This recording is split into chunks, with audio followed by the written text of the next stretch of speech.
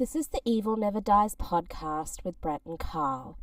This podcast may contain adult themes, violence, and strong language.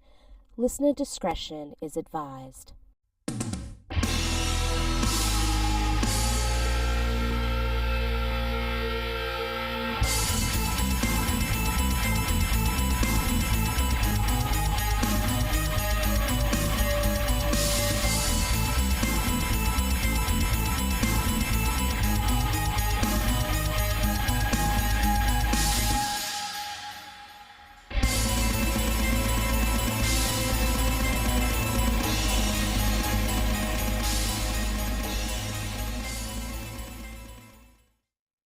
Welcome back to the Evil Never Dies podcast, everybody. I'm Brett, back here with Carl, and Carl had fucking some technical difficulties already tonight. So I did indeed, but I'm on the air. yeah, the mic fucking boom that I got him like 2 years ago broke just like mine did. So yeah, there it is. Look at that thing. He's broke the same fucking spot too. Is it the exact same spot? Exact. That's crazy. I can't even tell what that little metal rod in there is. It's like aluminum shit that it's like a winding inside there, the flexible shit. So it's got that flexible thing on the end of it. Must be some Chinese shit. Fuck, everything's Chinese. So it ain't gonna be for long. Well, we ain't got nowhere in here to build shit, so it's gonna be. I guess everybody's gonna be paying big bucks for a while. I don't fucking know. I don't fucking care. I don't either. We're both wearing pentagram shirts tonight. Yes, we are. Our buddy down there at the Born Again Records fucking had him down there. Well, he's the drummer, so he should have He's them. the drummer, yeah, for Pentagram. So yeah. So shout out to Henry and Born Late Records. Yeah, you called it. I would have went down there, dude, but I still had fucking grass all over me and Brett shit. fell in a hole, and he's had a rough day too. It's just been a shit day here in this area. Yeah, it has. Fucking got a So bad. Brett's crippled. Got a bad hip, man. Yeah, we got a I'm crippled. hoping it Brett. ain't broken. Your hip ain't broken, or you wouldn't be moving. It hurts really bad, dude. Even I guess that means you ain't gonna be burning my wood tomorrow, so I'll see what I can do. I ain't worried about it. I'm just fucking with you. We just got to get all that shit burn up before it dries out and we can't burn it, Yeah, because they'll have a fire warning on us and they can't. will. So we got to hurry up. Which could be sooner than later around these parts. Yeah, you never know. It might be next month. Who knows? Right? Never know. Or We might have to get 2 barrels of going tomorrow. Or we could have a shit ton of rain and flood the fuck out. You never know. Yeah. Maybe snow. It ain't gonna snow. You told me the other day we had I was planting flowers. I hate to tell you this, but there's a No, polar you told me. You told me when I said I was putting my flowers out. You're like, well, I hate to tell you this, but it's supposed to be a. Well, what was the thing you sent me? The cold picture front. of it. Yeah, because I was Oh, fucking you with fucking you with since me? you were. Because it did snow in Amarillo, but that's not unheard of in April or March. Yeah. I wouldn't want to live up there, man. Well, we got a show tonight. Oh, before we get started, I wanted to give a shout out to Richard and Rachel Alvarado. It is their 11th wedding anniversary today. So It is, yes. yeah, happy anniversary. That's one of the funnest weddings I've ever been to in my life, man. So happy anniversary, guys. We love you. Definitely. So, all right, continue on. So we did a Hammer film last week that I don't guess was very popular because it didn't get any views. Yeah. That was The Vampire Lovers. Maybe the name threw people off. Got the same amount of listens we get every week, so I don't know. I thought maybe, I told Brett, maybe we ought to do a Vincent Price movie. He's like, okay, which one? So the Scream Factory has put out 3 Vincent Price collections over the past few years. And this is Volume 1. And there's a story behind Volume 1, and I'll tell it real quick. It got pulled off the market because they actually put some what do you call it, PBS or public broadcast. It was like something from Boston or somewhere where Vincent Price is narrating beginning the movies, and they put them on the disc, and apparently they didn't have permission to do it, so I had to pull all these things and destroy them. So this thing was worth like $1,000 for a minute, but they re-released them without that. So Oh, pretty funny. he was telling the stories on a PBS Yeah, it was just program. like a like, before the movie started. He's like, this movie is blah blah, and remember this about it, and really cool little segment, but So apparently they didn't have permission for that. so public broadcasting system isn't public domain, I take it I then. guess not. Huh. So Scream had to pull all these things. But this set has 6 movies, and probably the best 6. Pit and the Pendulum, The Mask of the Red Death, Fall of the House of Usher, The Abominable Dr. Phibbs, Witchfinder General, and The Haunted Palace.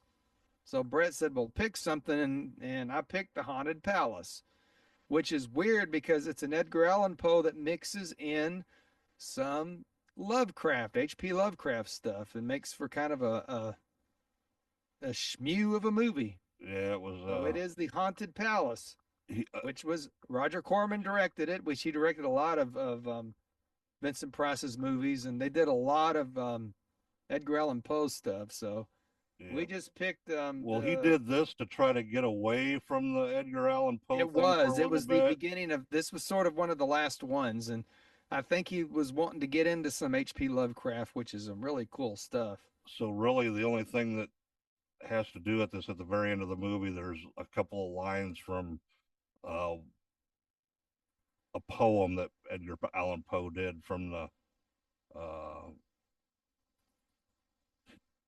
what the hell is it called? It was published in 1839 or some shit. So yeah. But we decided to start the Vincent Price marathon with The Haunted Palace. All right.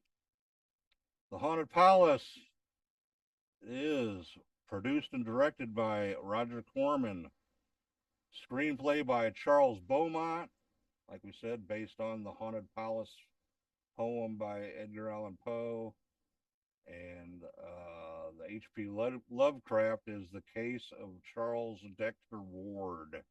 And definitely this follows more the Lovecraft story than the Edgar Allan Poe story, as you put out, said. Cinematography by Floyd Crosby, edited by Ronald Sinclair, music by Ronald Stein. Mediocre score on this. Yeah, I was thinking the same thing. The score's not that great. It's real low. I don't know it why. is, yeah. You know. It didn't really need a huge score though, honestly. Yeah. I didn't think. Color process by Pathicolor. Who's Pathicolor? I don't know. Oh, you act like you knew who they were. You were excited, I thought, for a minute. Well, that's the first time I ever read a color process during this, so I don't know. Maybe I was a little excited. I think you was. Production company Alta Vista Productions, distributed by the American Hammer, American International Pictures. AMI, yeah. They remember last week we were talking about them and Hammer came together to do the Vampire Lovers, but this is when they were still competing with Hammer. And I think you told me that looked like a Hammer film. I'm like, it was supposed to, Brett. Hammer film with Vincent Price is usually what these movies are. And Roger Corman. All right, it has a release date of August 28th, 1963. Has a running time of 87 minutes.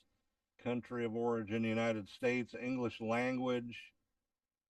Let's see here. I don't have how much it cost, but it made 1.2 million at the box office in the U.S. and Canada. That would be pretty good for an American international movie. And they had 184,700 admissions in France. So, yeah. I think it was pretty successful from what I've gathered about it. All right, Carl, why don't you go over the plot on this? Okay, the movie starts out there's this young female. I don't know how old she is. She looked like maybe a teenager, being lured to the haunted castle. I guess you want to call it, or was it a palace? Looked like a castle instead of a palace to me. It does look like a castle. Yeah, but they call it a palace. So whatever it was, this girl was being lured there, and apparently by the very vile Vincent Price, who is a witch or a warlock. So guess this isn't the first time the young women have disappeared to his catacomb. So the townspeople, much like in the Dracula movies, decide So they're what? going to go. I got a question, real quick. Yeah, What? When they took her in there and they were up like on the uh, platform, or whatever, and it shows him opening up the thing, and the girl looks down and she screams. What was in there that she was screaming about? the Necronomicon, Oh, okay, okay, all right, which was the first appearance of the H.P. Lovecraft's Necronomicon in a movie. all right. So the townspeople are sick of him stealing all their girls, so they decide to drag him out of there. Well, first they say, "Well, is so and so here?" He's like, "No," and then she appears, and he's like, "She wants to be here," being very Vincent Price like, but such a freaking asshole. He was good at playing those roles. So they decide, screw this. They drag him out of his palace, and they're going to burn him because he's a warlock. And they do burn him. But he vows that he will return, and he cursed the town. And you know what the town's name was? Arkham. That's right. Arkham, Massachusetts. Yes, it was. Which Arkham is a town in Lovecraft's books. Yes, it is. Good catch, Brett. So So, you're a Lovecraft fan. So he is burned at the stake and vows to return. So 100 and I think 10 years later, Vincent Price and his wife return to Arkham. They say that they're the great, I think, grandson of, I forget, we'll talk about his name in a minute. And they've returned to claim their palace, castle, whichever you prefer it to be called. And the townspeople are not happy. So they decide, well, maybe we should just leave town, but they want to go check this place out, and they see it, and it's really a cool place, and they're not going nowhere. And then he looks at the picture of his relative, and he gets possessed. And it goes to hell from here for everybody. And that is the Haunted Palace. I cannot do a Vincent Price voice. Never could. He's got the weirdest accent. He does. It's sort of got a British thing going towards it, with it. Yeah. But, he's just got it's very cool though, very creepy voice. So And there is a nod to one of the legends of horror. Mr. Lon Chaney does appear in this movie, so we'll talk about him when you do the cast. And which I guess if you're done with that, I guess I'm going to go Let's into do the cast. Yep. All right. First off, like we said 20 times already, we got Vincent Price as Joseph Kerwin. He was the original Joseph Kerwin. Yep. original warlock or whatever, and also he played the part of Charles Dexter Ward, the great grandson. Next we got Deborah Paget. Is it Paget? Paget? I don't know.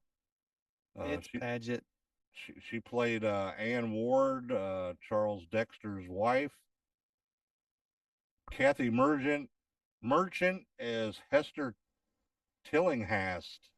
I think that was the girl that was at the beginning that they were trying to sacrifice to the Necronomicon or whatever the hell it is. Necronomicon, and I guess you would say that they were what do you call it? Stalking her, maybe? I don't know. Stalking, okay. Or I don't know. Profiling, whatever you call it. They were after her. They had her pegged. All right, next up we got Frank Maxwell as Priam Willett / Dr. Marinus Willett. And he's the character that seems to kind of take to them when they get to town. Yeah. Everybody else in the town people wanted them gone. It reminds you of a Dracula movie when the people come to town and they don't want you there. Yep. The only thing that was missing was a Burgermeister. There was no Burgermeister because it was in the United States. I love these old American international movies. Next off, we got Lon Chaney Jr. as Simon Omi, but he was only credited as Lon Chaney, which is his father. So Yeah. Well, by this point, I think he's earned the name Lon Chaney, honestly. yeah, He had he a was, long career by this point, and yeah, and he did way more than his father ever did. yeah, he was pretty old in this one for He sure. was, So, but he played a good role, and he's sort of the caretaker of the castle or the palace. And yeah, I was really glad to see Lon Chaney in this movie. yeah, didn't have too big of lines, but Now, at this point, he had a lot of health issues and a lot of problems, and yeah, just getting him in something like that was just a nod to the past and yeah. giving him a little bit of kind of a attaboy almost. He has some really bad roles after this. He goes down from here for poor Lon Chaney Jr. But All we right. all get old. Yeah, I know better than anybody because my Yeah, Mr. fucking Fall in hip's a hole out. and break your hip. Next off, we got Milton Parsons as Jabez Hutchinson or Jabez. I don't know how you pronounce it. Dude, I have no idea what you're even saying. Alicia Cook Jr. as Micah Smith / Peter Smith. John Dirks as Benjamin West / Jacob West. Leo Gordon as Ezra Whedon and Edgar / Edgar Whedon. Barbara Morris as Edgar's wife. Guy Wilkerson as Gideon Leach. Bruno Visotto as Bruno the bartender. Stanford Jolly as Mr. Carmody, the coachman. And I guess somewhere they credit him as a boat captain or something. Yeah, he's the boat captain too. There was no boat. There was a boat. You just didn't see it. I kind of like having this microphone in my hand. I can move around and not have to worry about crap anymore. Oh, I'm glad it broke. I would get sick of holding it. Hey, I used to do wrestling. Remember, I'm very vast in holding the microphone. And last but not least, we got Darlene Lucht as Miss Fitch. And that is the cast of The Haunted Castle? No. The Haunted Palace. It should be Castle. It looks like a castle, dude. Now, Roger Corman said that during part of this, he kind of needed to pass some stuff on. So he had one of his assistants, whose name was Francis Ford Coppola, helping him in this movie. Oh, yeah? Yeah, so. Well, that's sort of cool. That's sort of cool, ain't it? Yeah. Francis Ford Coppola always gives Roger Corman major props, so I guess he helped him get his start. Well, since you have the cool Blu-ray. Yeah, let's get into this. Like I said, it's back in print now with a few changes. But we're going to focus on the Haunted Palace and what it had on it. So it did have a commentary, which I didn't listen to because y'all know I don't really listen to commentary tracks. It had this really badass introduction from Vincent Price, which is what got it banned, and I liked it. He gave a little bit of input and seemed very, very happy, talking about the movies. I think he's dead now, but at the time, I think he really enjoyed a lot of the horror movies he played. And he even said, in the beginning, he played this tyrant, and then he played a more, simple man, and then he turned back into a tyrant, and he liked doing that because he said his real life was like that. He lived a pretty good life, but whenever, it come to movies, everybody wanted him to play the bad guy, and he enjoyed that. So we have an interview with Roger Corman. Like I said, I was watching it, and my PlayStation 5 just paused, and then it just wound it back to the beginning like it was a VHS tape, and I couldn't get it back to where I was at. So I watched most of it. Love Roger Corman. Yep. Dude gets so much shit for no reason. I know he done some dumb movies later in his career, but these movies are excellent. Everything he did with Vincent Price is a good movie. They might not be masterpieces, but they're good movies. Yeah, So very well directed for sure. I have all 3 volumes of the Vincent Price collection, and I'm glad. And the color on this looks really good. It's not cleaned up like it could have been. You still see a little bit of the grain in it, but I don't care. I think it looks fine. Volume was great on it. It had a really good the score and just the surround sound just really kicked in this thing. Very pleased with it. There's not a whole lot on that one, but this whole set comes with where is it? There it is. It's got a 24-page book that goes into, shows pictures. See, with the mic holding it, I can do all kinds of fun things. All kinds of cool pictures and posters. There's Mask of the Red Death right there. There's the Witchfinder General. Now that you talk about playing a villain, that might be his most villainous role ever. Opposite of this, he's out killing witches in that movie. There's Fall of the House of the Usher, or Fall of, I can never say that movie right. The Fall of the House of Usher, which we probably should have done maybe first. And right there, where is the Haunted Palace? I keep looking for it. There we go, right there. We finally found the right page. There's some poster work and pictures from this. There's Lon Chaney right there. If you can see him. My hand's right near him. There he is. So really good box set. I recommend it if you can find it. A lot of people aren't as familiar with Vincent Price's work as they are Vincent Price, I think. I don't think you said you've seen this movie before, have you? No, I have not. Yeah, a lot of people, he did a lot of good stuff with Roger Corman and very Hammer-like. So I give the box set a full recommendation. All 3 of them if you can find them still. Cool. I'll have to look them up and see how much they are. Yeah. But about everything is on Tubi, so that's where I watched it. That's true. It is. So any of these movies are all on You can probably Tubi. get most of the Vincent Price movies on Tubi. So if you don't want to pay for the Blu-ray or you don't even own a Blu-ray player anymore, you don't have to. But definitely take a look at the Vincent Price library. Definitely his best movie ever was the Wax Museum movie. Think so. Well, he did several of the movies like that. Yeah. Well, we were gonna do what? House of Wax. I call it the Wax Museum movie. We were gonna do House on Haunted Hill, but we decided against it. So House on Haunted Hill is a very gimmicky movie from the 50s, and it's probably it does not hold up well. But they used real skeletons in it. yeah. I can tell you that. They did. The House on Haunted Hill remake was a lot better than the original. And that wasn't Roger Corman. That was a whole different world there. Yeah.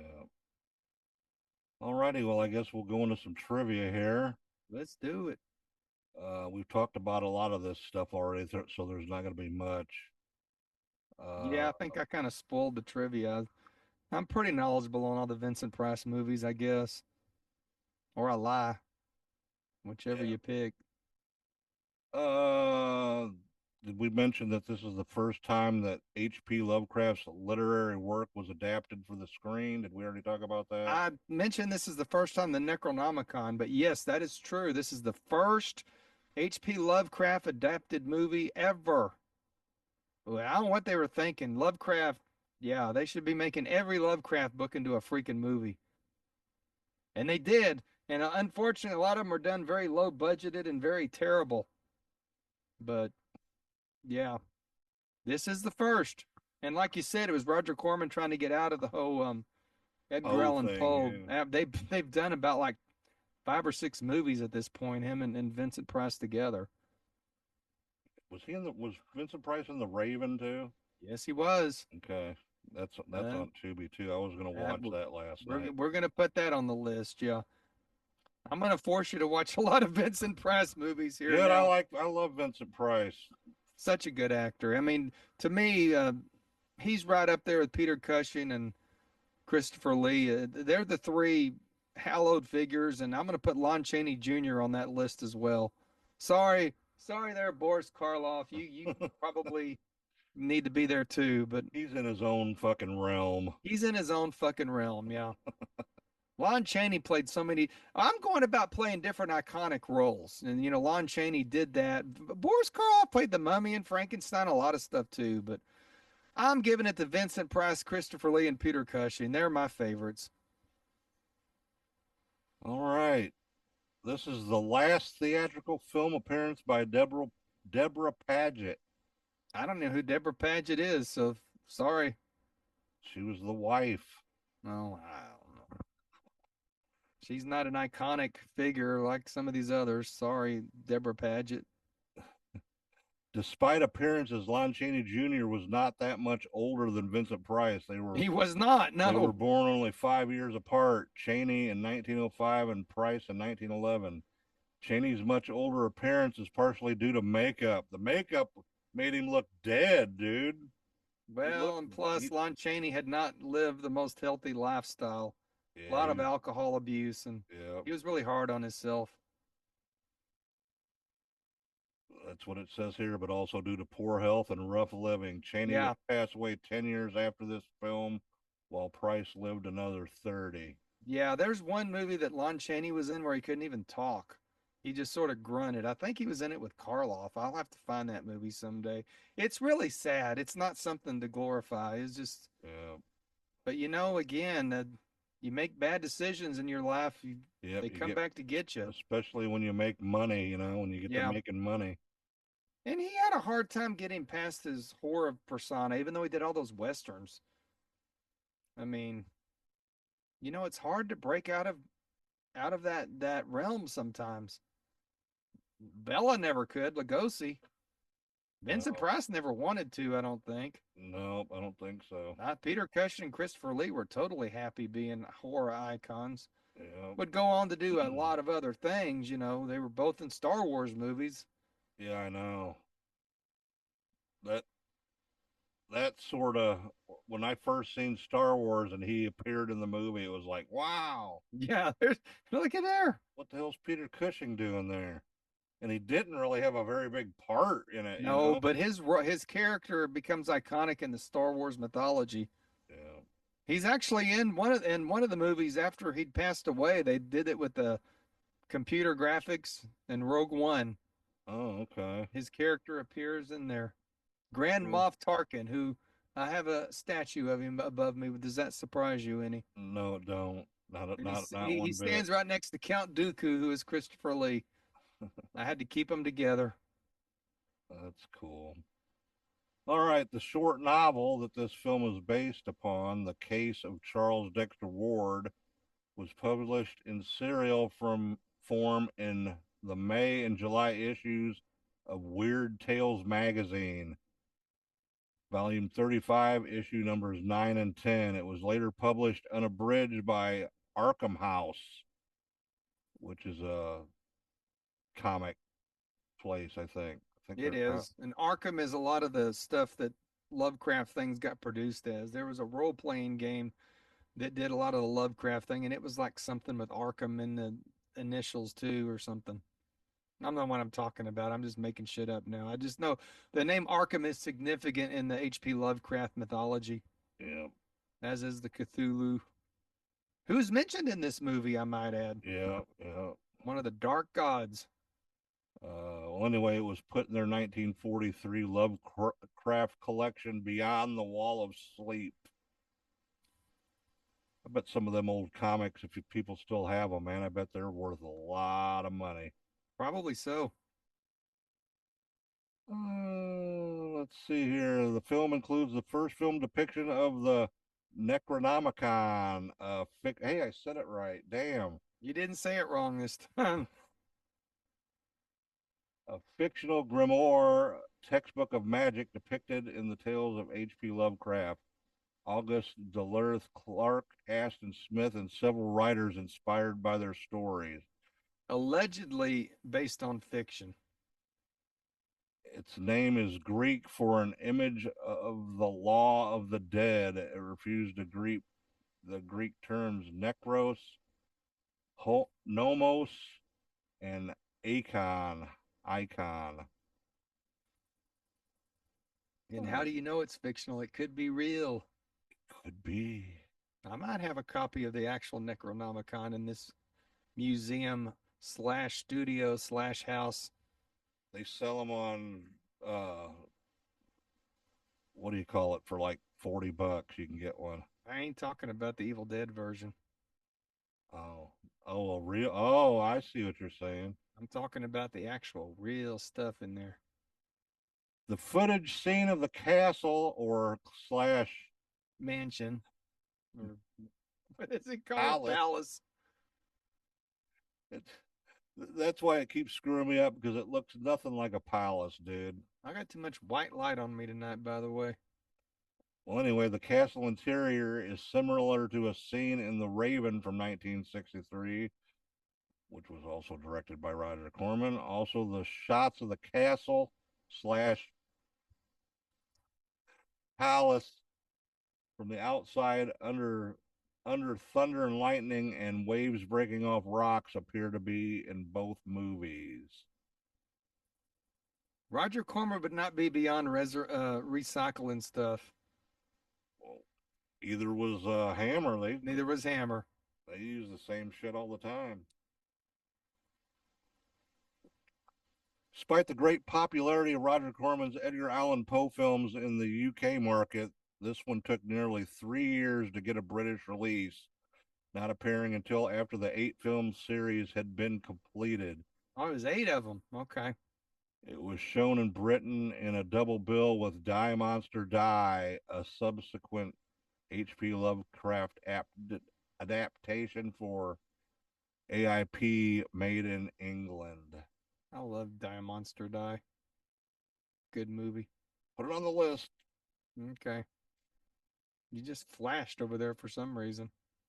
Like we talked about, this was set in the village of Arkham, Massachusetts, which is a fictional city created by H.P. Lovecraft, used in the setting for several of his stories from 1920 to 1935.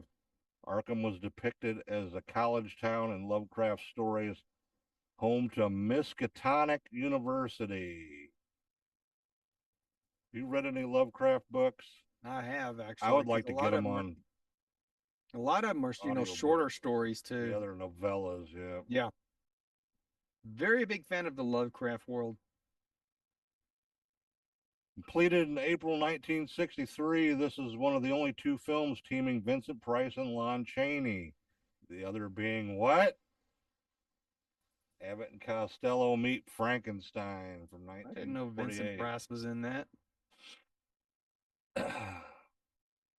When mentioning the history of his palace, Joseph Curvin mentions that one of the previous owner was Tomas de Torquemada. Torquemada was a Dominican friar. He served as the Grand Inquisitor of the Spanish Inquisition from 1483 to his death in 1498. Due to his widespread use of torture to extract confessions and his systematic execution of heretics, Torquemada's name has become synonymous with cruelty, religious intolerance, and fanaticism. So I guess that's what getting torqued means. You're getting torqued. Yeah, I think you're right. I do know this haunted palace in the town of Arkham sure looked weird sitting up on a hill. Yeah. Sort of like the Baker Hotel in Mineral Wells. It's just like, yeah, what the fuck? Yeah, it's like you can see it from miles away. Yeah. Yeah, that's crazy because we talked about that. We're gonna try to go to that Hill House. Yeah, I'll go. I'll go too, man.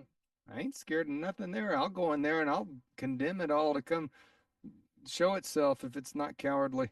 It's booked up until like August or some shit though. So yeah, maybe it'll cool down in like September and we can go. Well, you would think it would get exciting during Halloween season. It'd get booked, but who knows? Yeah, well, it ain't booked yet. Just Halloween night's already booked is the thing. And apparently the haunted house will not be canceled this year due to construction. Yeah. We thought for a minute that our haunt was going to get canceled. They're doing road work in front of everything. Road work and Sewer work, but the haunt will not be affected. Yeah, it'll just be all fucked up around Christmas time, it sounds like. Oh well, good. I hate Christmas. Screw it. All right. The film includes reference to Yog Sothoth, a fictional cosmic entity created by Lovecraft. Yog Sothoth was depicted as an omniscient deity with all coterminous with all time and space. His true form supposedly resembled the concentric circles of the, I'm going to fuck this up, Qwiphoth, which is the tree of death. What it means in, what do you call it? You're not a Lovecraft person, apparently. No, haven't, no. You're fucking these names all up. They're all fucked up. What are you gonna do? But anyway, it all has to do with a lot of like Jewish mysticism and all that Jewish supernatural shit going on. I guess you could like throw the Dybbuk box in along with that kind You of can. shit. Dybbuk box is Hebrew, yes. All right. In this film, Charles Dexter Ward is from Boston, not from Rhode Island, as in Lovecraft's original story. Boston was probably chosen by the creators because it's the city where Edgar Allan Poe was born. It's one of the few allusions to Poe in the film. It's still considered an Edgar Allan Poe movie, though, since it was based on that's what they marketed it as. Yeah. Oh, let's see. I don't know that Lovecraft was that known in the 1960s yet. Well, his stuff, he finished all of his stuff by like 1935. Yeah, but I don't know how they didn't release it till after he died. Yeah, I was gonna say I don't know how mainstream it was until this point, since I wasn't there. I should probably start getting into some Lovecraft, see if I can get them on audio. You could start listening to them because it's got that mixture of science fiction and horror. It's science fiction horror for certain. Hey, look, my kiss thing fell. What the hell? Oh no. There. Vincent Price and Deborah Paget played husband and wife in one of the three stories in Tales of Terror, also directed by Roger Corman, released in 1962. Yeah, guess who owns that movie? Mm-hmm.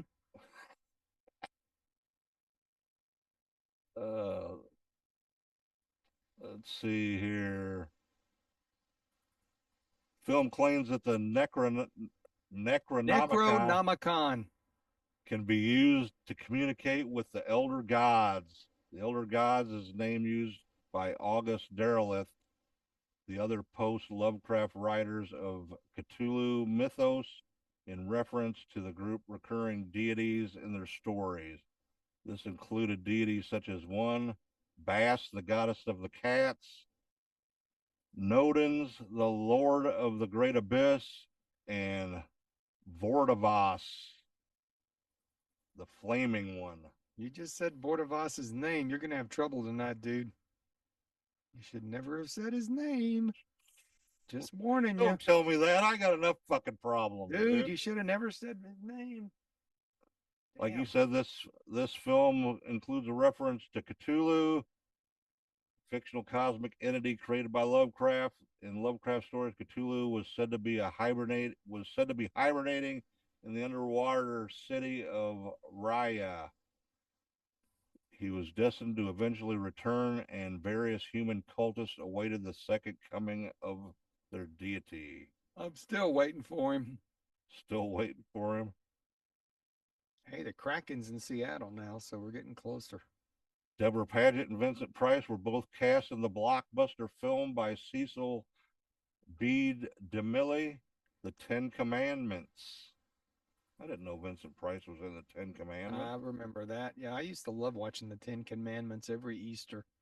One of my favorite things to do. One of the film's subplots is that the spirit of Joseph Kerwin misses his beloved mistress, Hester Tillinghast. A century after her death, Joseph tries to resurrect her using various rituals. The subplot seems to have recycled ideas from the horror film The Mummy 1932, where the Egyptian priest is determined to resurrect his beloved mistress, Princess Ankh Esen Emun, whoever the hell that is. I don't even know if I've seen the original Mummy. You've never seen the original I don't Mummy? think so. No, I don't think I have. Maybe I have. I don't know. Maybe I'm lying. Damn, dude. I probably have. I just don't remember. You're more of a 70s on. I mean, you said, but you saw those movies actually in person too. I think I'm more into the old classical movies. I just got into them. Well, I as got like them. I older. just never have seen very You're many. not, of them. yeah, not as familiar would be the word. They used to play. You know what they are. They used to play some of these like back in the day, like on the creature feature shows and stuff that they had. You know. I think as I've gotten older, I just enjoy these movies so much more than my old Friday the 13th and Halloween's. This film I just do. What? I just do. I don't know why. I didn't when I was a kid. I didn't lie. I always liked the Wolfman. That's always been one of my favorites. But yeah, I've just really come to love the Hammer, Universal, and these American international movies a lot. Film depicts the concept of spirit possession, the traditional belief that a ghost, a demon, or a deity could possess the body of a living human. In this case, the spirit of the long dead Joseph Kerwin possesses the body of Charles Dexter Ward, his own distant descendant. Yep. See, that's why I like these movies, because of stuff like that. Yeah, that's different for sure. It is. Yeah. Very different. So, but there's a lot to analyze about this movie, really. Yeah, there is. I've watched it twice now, and the first time I really didn't like it, and then I watched it again earlier today and started to catch on to it a bit. Started to catch on. I probably need to watch it a couple more times. Yeah, this is a movie you really got to watch and analyze. And if you got that DVD with the Roger Corman commentary, that would be worth it, because Corman gives a lot of details about his movies. Cool. So, but that's about all the trivia I got. There's really nothing much else. So let's just pull a good time to pull this out of the box. Look at this. Oh, well, we're not pulling him out of the box. He's still in the container. That's a Vincent Price Toonie Terror figure. I don't have many of these because I never really liked him, but I had to have Vincent Price. So he sits up here on the wall of the podcast studio.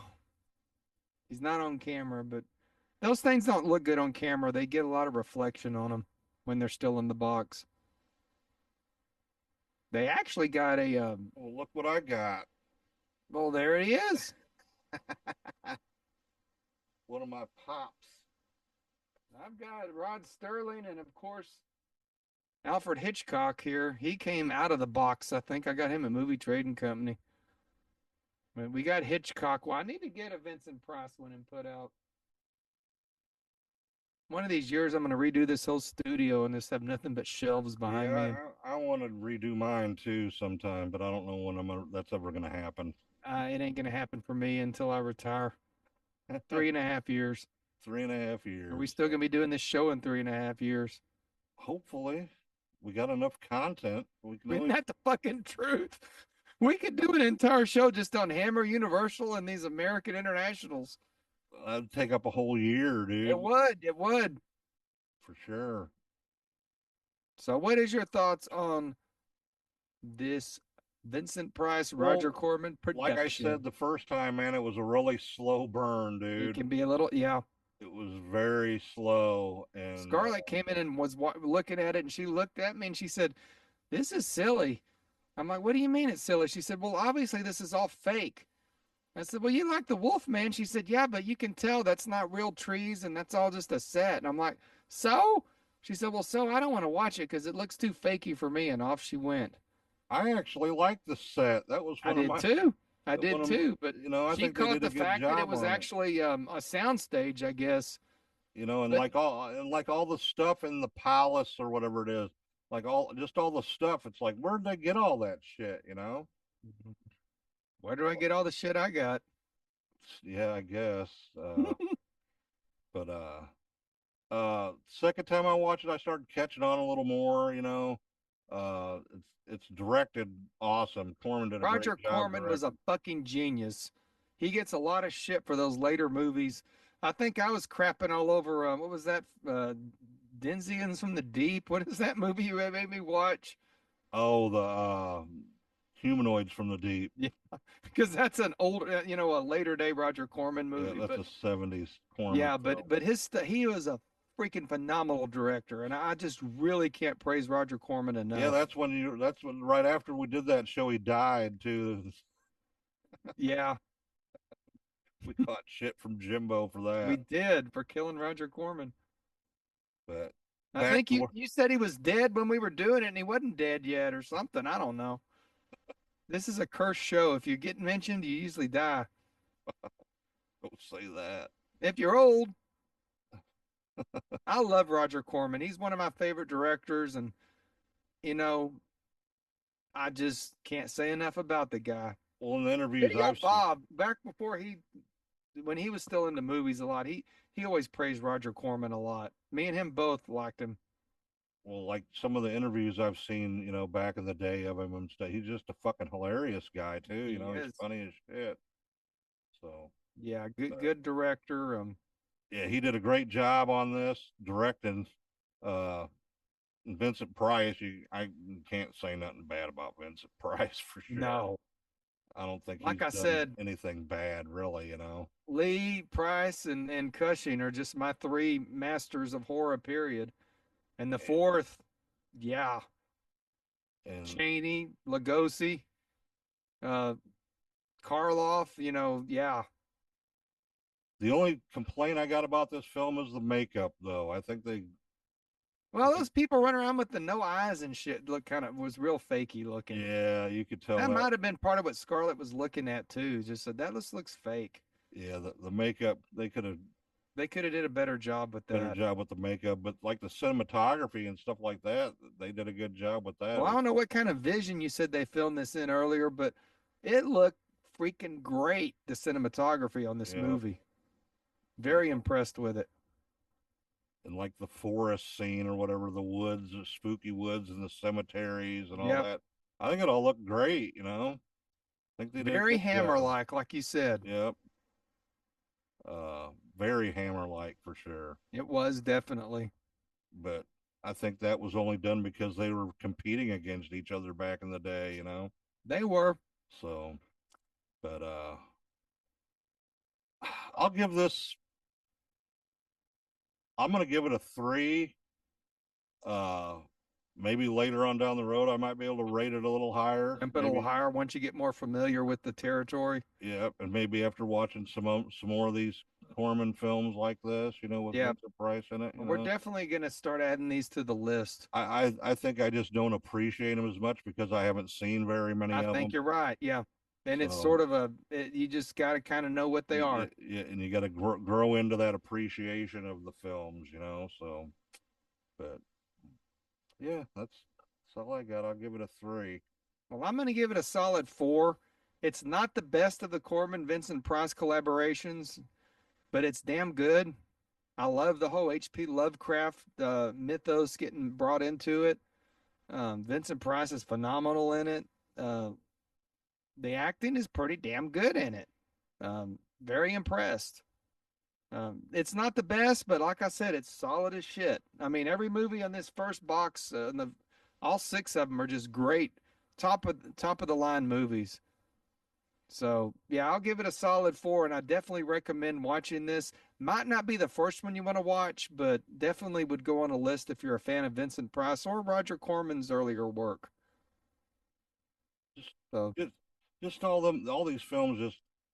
I actually think they're the ones I've seen, like the Fall of the House of Usher, and Yeah. they're just, I think they're creepier than the Hammer films. Yeah. They got a good creep factor to them, you know. I would say Fall of the House of the Usher would probably be the first one I'd recommend somebody watch to get into these movies. Yeah. So, you got anything else? That's all I got. I like holding my microphone, I think, here. I don't know.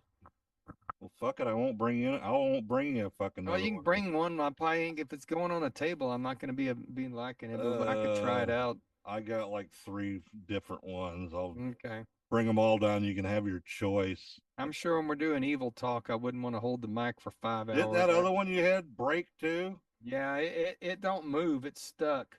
I use it as a light holder now. And I got too much white light. It's been bugging me all night. Too much white. It's flooding my face out. All right. Well, I guess that's all we got for the Haunted Palace, everybody. Not Castle. Thanks for watching and listening, and getting some more people in that group, man. I'm surprised we're like up to 300 and something people now in there. Yeah. I wish more people would post stuff. Yeah. It's all the regulars. Come on, we need new people to post stuff. Definitely. And shout out again to Pentagram. Yeah. They'll be coming to Dallas Fort Worth in May, I believe. And yep. It's a me and Wednesday Brett, night. We're debating on whether we're debating. But we'll probably end up going. Yeah. Just The to support speed dealers playing it too. That's intriguing to me.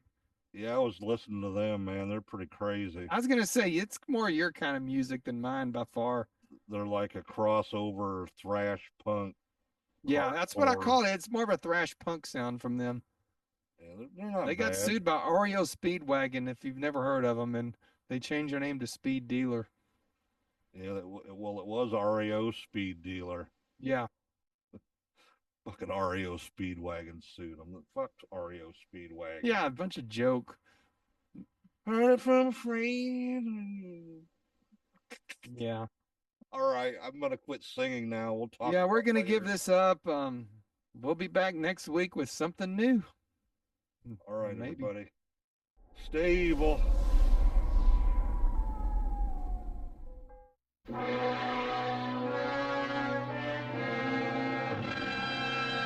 You are invited to an open house where horror will be your host. The Haunted Palace. You, who find a kind of macabre joyousness in the horrifying, will enjoy yourselves as in ecstasy in The Haunted Palace. Starring Vincent Price, a being who lived and died and lives again. I'll not have my fill of revenge until this village is a graveyard. And intriguing Deborah Paget, whose appealing beauty inflames the blood of the bloodless. Charles, please. Well, I've been very busy, but I'm back now. Have the horror knife. His violent, torturous passions inflict both pain and terror.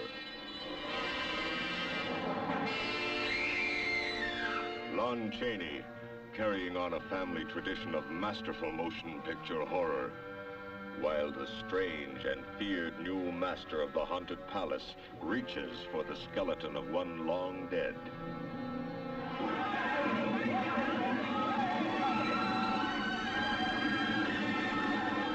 You see? He's taken her mind, her soul, just like the others. Really, this is outrageous.